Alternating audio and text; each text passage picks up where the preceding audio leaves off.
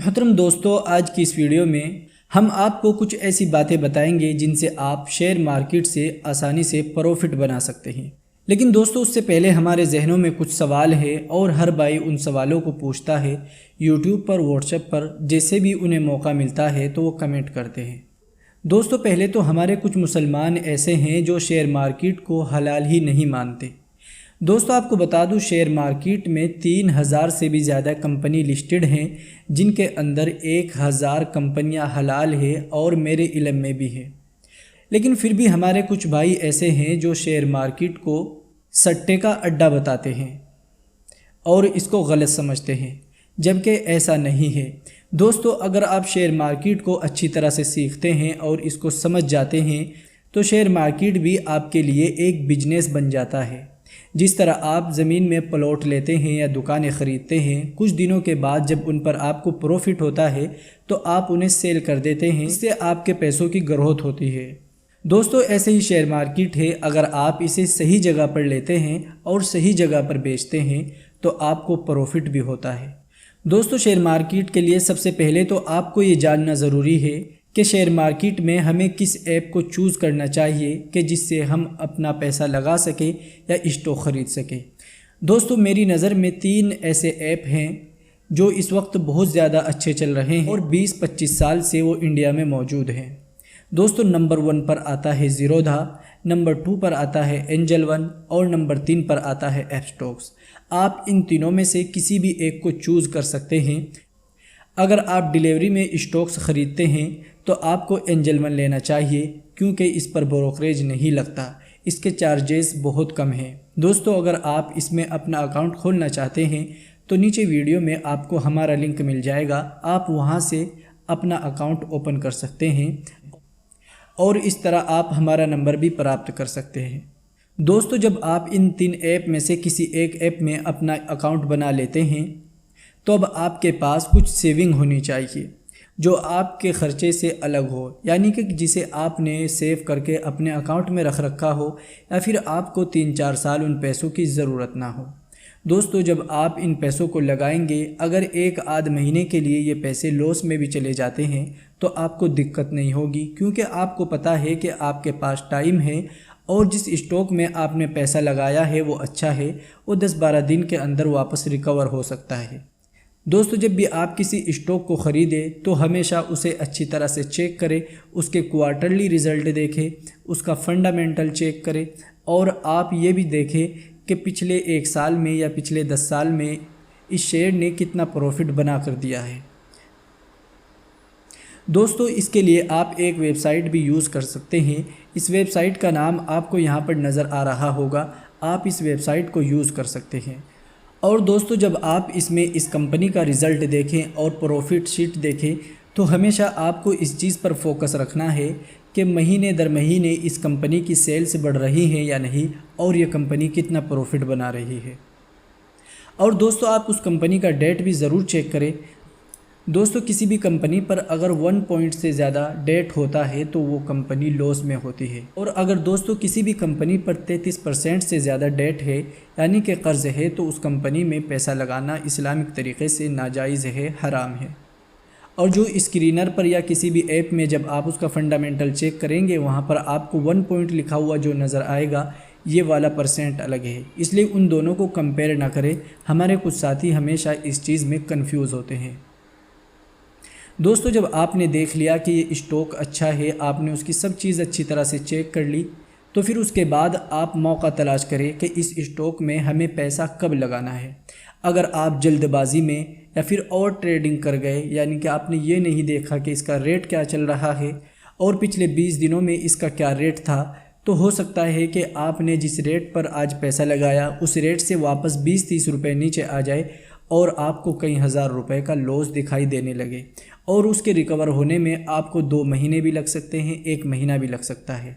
इसलिए हमेशा किसी भी स्टॉक में पैसा लगाने से पहले उस स्टॉक को नीचे की तरफ आने दें।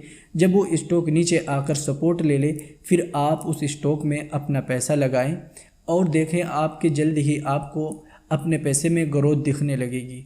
और दोस्तों, एक बात का हमेशा ख्याल रखना, मार्केट में अपने माइंड से कभी भी कोई काम ना करना, यानी कि इमोशन में या इस तरह सोचकर अरे ये शेयर इतना नीचे चला गया और कितना नीचे जाएगा, या फिर ये शेयर इतना ऊपर चला गया और कितना ऊपर जाएगा, ऐसा कुछ नहीं होता। मार्केट में जो मार्केट चाहता है वो होता है। हमारे सोचने से या हमारे चाहने से मार्केट को कुछ भी फ़र्क नहीं पड़ता। तो जब उसे आप ख़रीदें तो उस वक्त भी आपको इस चीज़ का ख्याल रखना है कि जब वो नीचे की साइड आकर ऊपर की तरफ जाने लगे उस वक्त आपको उसमें पैसा लगाना है। ऐसा नहीं है कि कोई स्टॉक कल 200 रुपये पर था, आज 180 पर आ गया या 150 पर आ गया, आपने सोचा अरे ये इससे नीचे कहाँ जा सकता है, और हो सकता है कि वो उससे और भी नीचे चला जाए। इसलिए उसके लिए ज़रूरी है कि उस स्टॉक को गिरने के बाद सपोर्ट लेना चाहिए, यानी कि नीचे की साइड में उसका सपोर्ट बन जाना चाहिए कि इससे नीचे नहीं जा रहा। जब ये उससे नीचे नहीं जा रहा तो वहीं पर आपका स्टॉप लॉस बन जाएगा।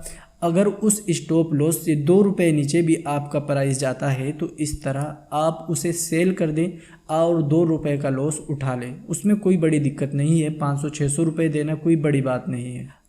और आप देखेंगे कि 10-12 दिन बाद उस स्टॉक में आपको दोबारा से एंट्री का मौका मिलेगा।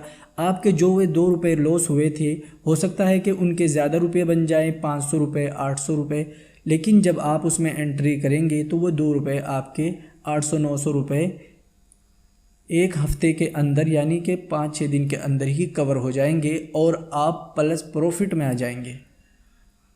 दोस्तों, मार्केट की यही स्ट्रेटजी है, अगर आप इस पर काम करते हैं तो आपको ज़रूर प्रॉफिट होगा। और दोस्तों, हमेशा इस चीज़ का ख्याल रखें, जब आपको मार्केट में प्रॉफिट हो जाए तो कभी भी ये ना सोचे कि अब तो मुझे प्रॉफिट होने लगा, अब मैं कहीं पर भी ट्रेड कर सकता हूँ या कितना भी इन्वेस्ट कर सकता हूँ। नहीं, आपको जो प्रॉफिट हुआ अगर आप उसे बचाकर अपने अकाउंट में ले आते हैं तब वो प्रॉफिट है। इसलिए अब आपको प्रॉफिट हो गया तो आप उस स्टॉक से बाहर आ जाएं, किसी और स्टॉक को तलाश करें। अगर नहीं एंट्री बन रही है तो बिल्कुल भी आप ट्रेड ना करें, इन्वेस्ट ना करें, इंतज़ार करें 1 दिन 2 दिन या हफ्ता सर। जितना भी आप इंतज़ार करेंगे उतना ही ज़्यादा आपको प्रॉफिट होगा। एक बात का हमेशा ख्याल रखें, लॉस जो है उसे कम से कम होने दें।